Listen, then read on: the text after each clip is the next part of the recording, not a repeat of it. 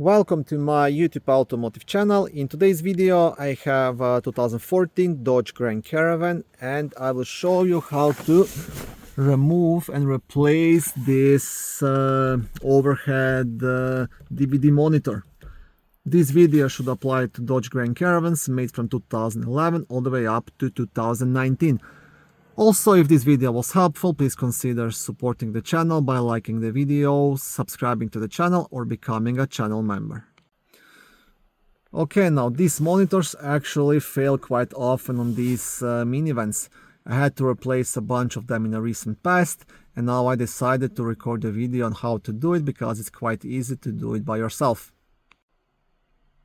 So once you turn on the vehicle and then turn on the radio and lower down this monitor, the monitor should be working. It should display something on the screen, and then if you insert the DVD, it should start displaying your movie or cartoon or whatever else you are watching. If that's not the case, there is a big chance you will have to replace it. Okay, now the first thing to do is actually to pop out this plastic around the monitor, right? And once you do that, you'll be able to access the connectors to the monitor, and then you will have to remove the mounting screws. Ideally you would use a plastic trim remover, but I couldn't find mine, so I will use a flat screwdriver. So you will have a couple of plastic tabs being held at these positions. One should be here and one here and two on the opposite side. So all you have to do you have to just get inside here and gently pry it down, just like this. Now once you have it a bit down, you can use your hand just to pull it all the way down to pop it out.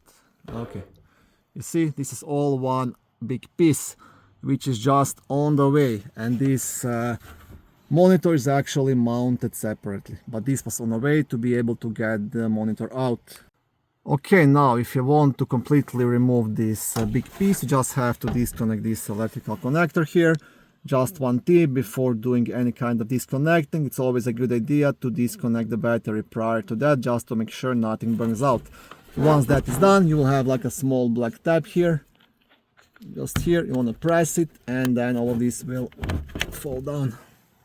Okay, I will show you one more time. So there is like a tab here, you see. Just have to press it. That's it. Once that is off the way, next step is to lower down the monitor, and then you will have a couple of screws to remove inside here.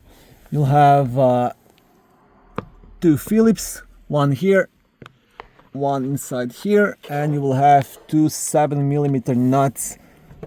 I will try to turn on the flash on my phone. Oh yeah, this is better now. You see, you have two black 7mm nuts, and you will have two Phillips screws. So next step is to remove those mounting screws. Okay, so these are the Phillips screws, and now the next step is to remove two 7mm nuts. So you will need a 7mm long socket and ratchet.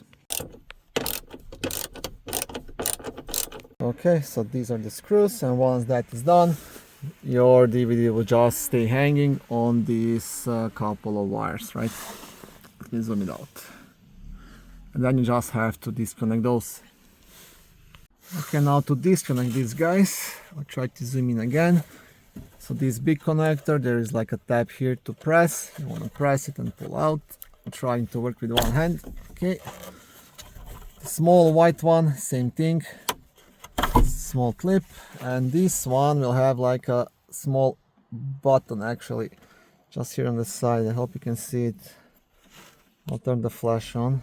Okay, there's like a small button here which you press, and that should be it.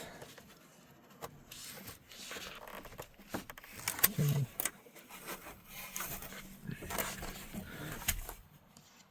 I'm having a bit of trouble because I'm working with one hand only. Okay, there we go. Yeah, that's pretty much it.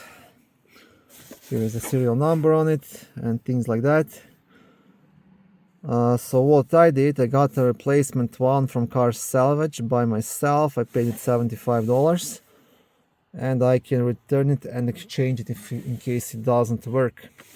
And that's our best option probably. If not, there is a bunch of them online as well. I've seen on eBay and similar sites.